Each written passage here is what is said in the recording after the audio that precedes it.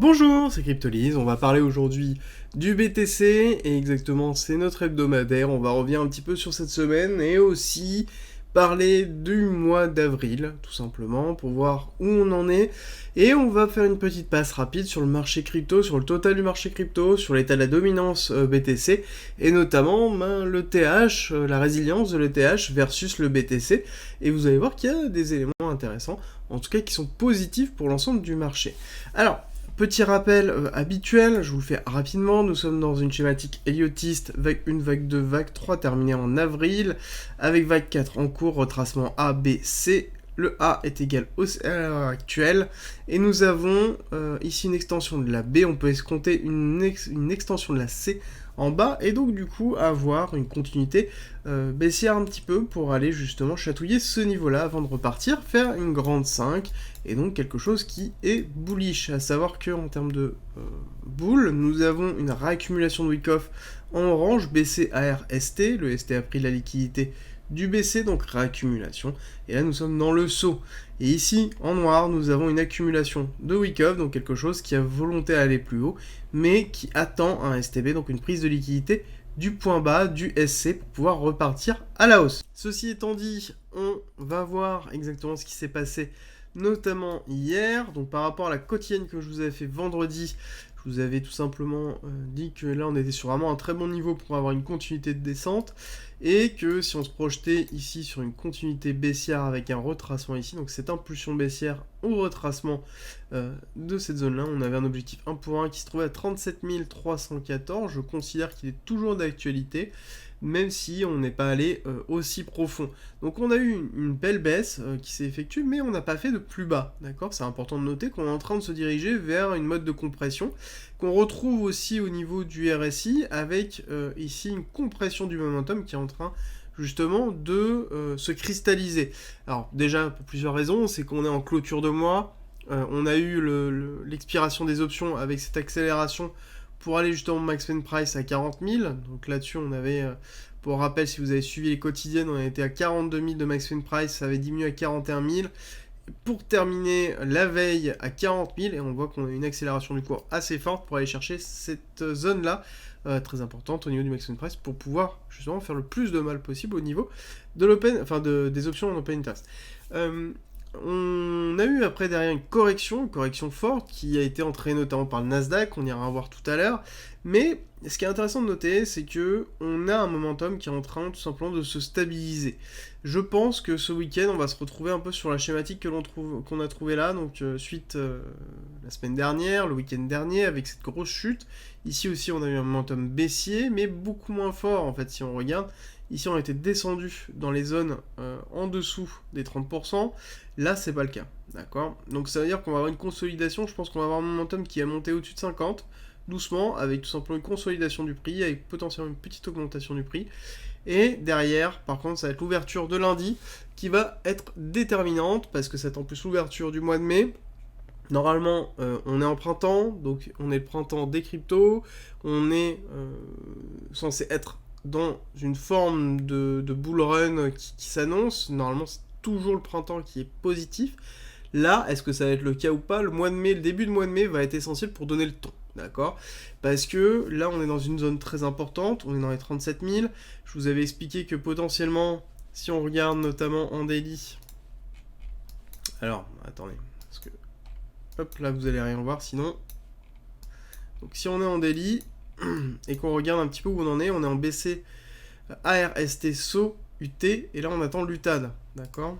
Donc on va juste retirer l'arborescence des objets. Voilà, histoire que vous ayez un petit peu plus de visibilité. Donc on est en BC, ARST, SO, UT, et là on est en train de redescendre pour potentiellement faire un UTAD à 50-52 000. Tant qu'on ne casse pas ce saut là, donc tant qu'on ne casse pas les 34 325, on n'aura pas d'UTAD.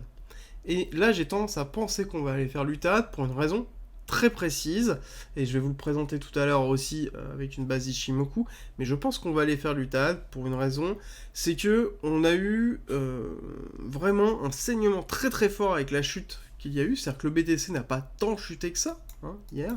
On a eu une chute qui a été quand même contrôlée, mais sur certains altcoins, ça a été tout simplement la déchéance. Donc on a liquidé énormément de monde. Pourquoi on a eu cette déchéance très forte? C'est parce qu'il y avait encore beaucoup de leviers qui se trouvaient sur les altcoins, et donc forcément, lorsqu'on a chuté, on a eu une cascade de liquidation, et donc on a eu justement un saignement. Là-dessus, je pense qu'il est important pour le marché des cryptos, et ça c'est pour le bien des marchés des cryptos, c'est de repartir sur quelque chose de consolidé, avec une réinjection de liquidité pour ensuite, si on a une volonté à faire une continuité baissière avec une validation de l'UTAD ici, et donc une chute derrière pour valider la distribution, pour aller chercher notamment le plus bas, à ce moment-là, on aura un market cap total qui sera beaucoup plus élevé. Et ça, c'est ce qu'on cherche justement. Et je vais terminer de toute façon la vidéo dessus.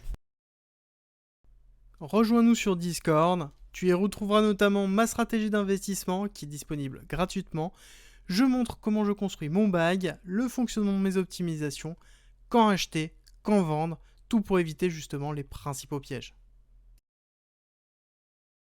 Si tu aimes mon contenu, like, partage et abonne-toi, ça m'aide énormément. Alors, au niveau du BTC, pourquoi je vous dis qu'on est dans une zone très intéressante, c'est que là, je me suis placé tout simplement en monthly pour vous donner en fait cette vision de l'état, c'est qu'on voit qu'on est excessivement positif, d'accord? On est toujours dans une forme de bull run, on a une bougie qui est en train de se clôturer en monthly qui est quand même très négative, mais qui est beaucoup moins que cette bougie-là, qui pourrait être une bougie annonciatrice d'une autre bougie pour le mois de mai, donc il va falloir faire très attention, mais surtout si on ferme en hebdo, on voit des choses en fait très intéressantes. C'est la première chose, c'est que on est au niveau de la résistance Ichimoku, donc c'est une résistance très forte au niveau de 37 000, je pense qu'on aura une réaction haussière pour aller tout simplement chercher ici le haut du nuage, et on aura tout simplement ici un Kumo qui sera toujours positif, mais on va avoir, je pense, un travail du cours qui va se faire, qui va monter de façon doucement sur cette zone-là, possiblement arriver dans les, ici, 40, 50 000. Et si on essaie de se mettre un petit peu une directive par rapport à ça, ça fait 70 jours. Bon, on est un petit peu moins de 3 mois, 2 mois et demi, ça nous amène mai, juin, début juillet, donc un été possiblement, pour avoir une chute après sur un mois de 2022 du coup qui serait en demi-teinte, enfin une année en tout cas 2022 qui sera en demi-teinte.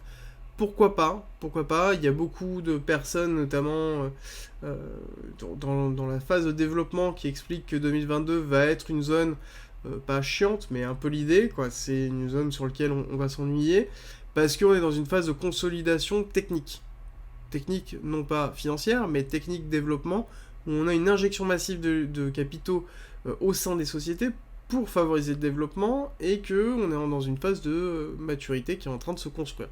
Donc pourquoi pas avoir cette schématique-là. Donc en tout cas, on a des éléments qui permettent de nous dire que c'est possible, à voir si on va avoir des confirmations. On attaque le côté Nasdaq. Comme je vous l'avais dit, en l'occurrence, on avait ce gros schéma-là, où on avait une continuité baissière.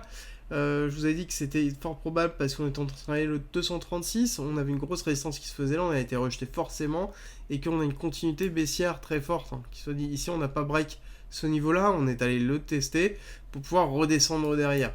Donc on a une continuité là, l'avantage c'est qu'on n'a pas clôturé en dessous des 12 800, ça aurait été très très mauvais signe. Par contre, là, encore une fois, lundi, ça va se jouer, je vous ferai de toute façon un retour dessus, mais lundi, ça va se jouer. On va regarder un petit peu en weekly, histoire de vous donner un petit peu l'idée. Là, quand on voit en weekly, forcément, on se dit que on a quand même 4 belles semaines qui sont bien rouges, bien descendues, et si on regarde en monthly, je pense que ça va être pareil. Voilà, on a une belle rouge. On a une belle rouge qui s'est mise en place et qui n'a pas été rachetée, d'accord? Donc là, on a une grosse rouge, mais qui a été partiellement rachetée, ce qui n'est pas le cas de cette-ci. Donc il est possible que, suivi d'une bougie comme ça, sur un mois bien rouge, on ait encore un mois très fort avec un rachat en fin de mois qui pourrait se faire, d'accord? Donc on pourrait avoir une grosse bougie de ce style-là qui pourrait se mettre en place, tac, grosse descente, et on remonte après. Derrière, on se fait racheter tout simplement la moitié de la bougie pour pouvoir repartir après la hausse sur un cycle haussier. On n'oublie pas qu'en mai, on va avoir les annonces de la Fed, alors même s'ils ont déjà annoncé qu'ils allaient être à 0,5, on peut avoir des surprises, on peut avoir une réaction de marché forte, et il faut l'avoir en tête. Ça, c'est très important, même s'il a été pricé. Vu la réaction de l'annonce, alors qu'on pensait tous qui a été déjà pricé, c'est que le marché n'est pas totalement prêt par rapport à ça. Et ce qui est intéressant, c'est de voir ici cette grosse rouge, et que si on regarde le marché, donc là je suis sur le total market cap, d'accord, donc la totalité de la capitalisation des crypto-monnaies, c'est un peu l'état du marché des crypto-monnaies, ça nous aide à en voir, et globalement on voit que la grande rouge n'est pas si grande que ça, proportionnellement, on est plutôt dans quelque chose qui est consolidé ici, et malgré le fait que le BTC souffre du Nasdaq, on est beaucoup moins affecté que le Nasdaq. C'est-à-dire que vraiment les indices, dans général, parce qu'il n'y a pas que le Nasdaq, je me sers du Nasdaq principalement comme indice déterminant, mais je regarde tous les autres indices, même si je vous présente pas forcément tout, mais sur la totalité du marché, on voit qu'on est quand même moins impacté. Et ça, c'est très positif. Ça veut dire qu'on a une forme de résilience qui est en train de se mettre en place, avec en plus des annonces d'acteurs qui sont en train de se placer sur la crypto-monnaie. Alors, est-ce que du coup, plus on va avoir d'acteurs institutionnels à produits croisés rentrer sur le marché, plus on va créer en fait une interconnexion, ou à ce moment-là, on va avoir des shifts de capitaux qui peuvent se faire du marché classique au marché crypto sous une forme de résilience, et donc créer justement une autre forme d'actifs, chose que je vous ai déjà expliqué notamment dans les mois précédents. C'est un petit peu l'idée que j'ai à terme, et je pense qu'on est dans une phase de transformation réellement du monde des cryptos sur cette zone-là, et à voir justement cette année qui va être une année pour moi fondamentale pour la construction d'un nouveau type d'actif, et voir justement est-ce qu'on va avoir une consolidation d'une proximité avec les indices, et notamment l'index dollar. Faut pas oublier qu'on est indexé au dollar sur chacune des paires quasiment, et du coup forcément on va avoir un impact fort, même si on a d'autres corrélations qui rentrent en compte, mais on voit une forme de résilience qui se met en place, et ça c'est excessivement positif.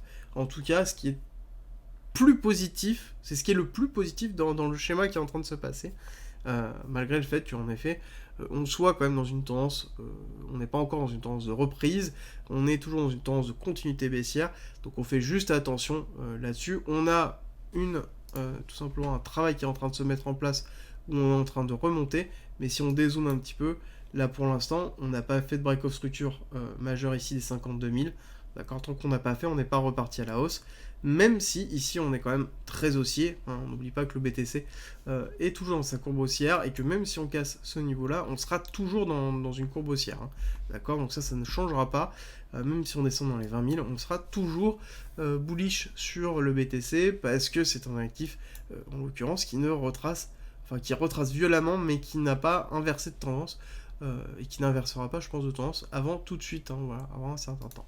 Au niveau de la dominance, pour vous donner un petit peu l'idée, nous avons une dominance qui est en train de travailler, et qui est en train de travailler une descente, potentiellement. On a une petite remontée qui s'est effectuée ici, mais on voit que, je pense, on va avoir une continuité de baisse de la dominance pour toucher les 40 000, voire les 39 000, avant de pouvoir refaire un retest des 40, avoir quelque chose qui va se faire un peu comme ça, hop, potentiellement, touc, on reteste ici, et ensuite on va remonter là, et après on peut redescendre.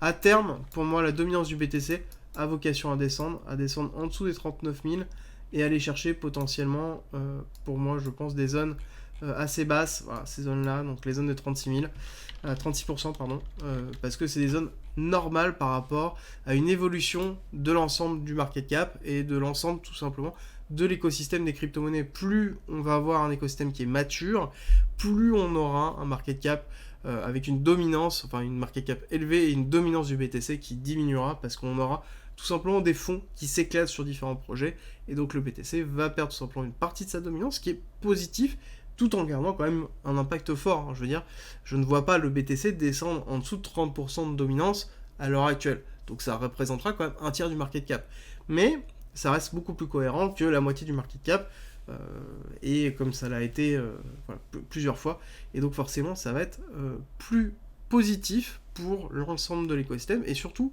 l'ensemble de la technologie, parce que le BTC porte, on va dire, la notion de confiance, une notion très très forte de l'écosystème, mais ne porte pas les use cases, ne porte pas l'utilité, ne porte pas justement l'avancée de la technologie, même si ça avance, il y a des surcouches qui sont effectuées, enfin il y a plein de choses qui sont faites, c'est pas la question là, c'est juste que à l'heure actuelle il y a plein de projets qui apportent des révolutions, et ces projets là doivent pouvoir tout simplement pousser, et c'est eux, je pense, qui vont donner une impulsion nécessaire au market cap dans les 2, 3, 4 ans à venir. Petit point rapide sur ETH BTC, donc la résilience de l'ETH sur le BTC. On voit qu'on a eu une bonne performance qui a eu lieu, notamment en mars, mais en avril, on voit qu'on a une stagnation avec potentiellement un retest de la partie basse. Donc ça veut dire que il y a de très grandes chances qu'on se retrouve ici avec tout simplement un ETH qui va moins performer pour pouvoir après repartir à la hausse. Ça n'empêche que je considère que l'ETH va surperformer à terme. Pour moi, on va aller rechecker ce niveau-là, ce qui me semble tout à fait logique. Et d'ailleurs, si on regarde rapidement, ça, ce que je ne l'ai pas fait, sur une continuité baissière, le 1 se trouve là, donc même si on descend, on descendra pas forcément très fort. Et si on regarde une continuité haussière, je pense que là, par contre, ça va être quelque chose d'assez solide. Voilà. Donc pour moi, voilà, on peut avoir un objectif donc long terme ici dans les 0,9, donc pourquoi pas 0, même pourquoi pas 0,1, voilà, à terme 0,1, cette limite ici qui est très forte, qui représenterait tout simplement une surperformance de l'Ethereum, donc l'Ethereum qui arriverait justement à assimiler une grosse partie de l'écosystème et asseoir une certaine force au niveau de sa façon de fonctionner, parce que Ethereum apporte les use cases, apporte les smart contracts, il y a beaucoup de travail qui est effectué, on a le proof of stacking qui va être mis en place. Est-ce que ça va être suffisant? Est-ce que c'est ça qui va apporter l'impulse qui va être effectué? On ne sait toujours pas, ça a été reporté, ça a été annoncé en juin, et c'est reporté, on ne sait pas quand, mais globalement septembre. Bon, moi personnellement, j'ai plus tendance à me dire que on va avoir encore une séance de report pour un lancement début 2023, ce qui serait d'ailleurs opportun par rapport à Ether. Mais bon, on a quand même un actif qui est excessivement fort. Pour résumer et pour clôturer cette session hebdomadaire qui est un petit peu différente de d'habitude, parce que nous sommes en clôture mensuelle, c'est que on voit que on a une tendance qui est en train de changer, avec derrière tout simplement une phase qui est plus longue de travail par rapport à d'habitude. C'est-à-dire que là, nous avons eu un retracement, par exemple, et un départ qui a été assez rapide. Là, on voit qu'on est en train de shifter avec ici une zone de travail qui est très forte, qui est plus longue, et je pense qui est annonçatrice peut-être d'une zone de travail encore plus longue, tout simplement parce qu'on est en cours d'évolution, que ce soit technologique, avec énormément d'investissements qui sont effectués dans les sociétés qui développent, et donc on va avoir une phase d'évolution technologique nécessaire à son adhésion globale, et derrière, on a une création, une transformation du produit financier qui est la crypto-monnaie pour essayer de trouver une place avec une défiance de la résilience face aux indices. Est-ce que ça va se confirmer par la suite? On voit des acteurs financiers qui sont en train de s'investir dessus. Est-ce que ça va impacter réellement? Donc on est vraiment dans une période de transformation, et c'est une période de transformation généralement qui peuvent durer, mais qui sont bénéfiques sur le long terme, et ça c'est important. On est là dans une zone qui est vraiment importante, et c'est le mot de la fin, en tout cas de mon côté. Merci d'être resté avec moi jusqu'au bout. Abonne-toi, partage si t'as aimé et rejoins-nous sur Discord. C'est avec plaisir qu'on t'accueillera. Et à très vite.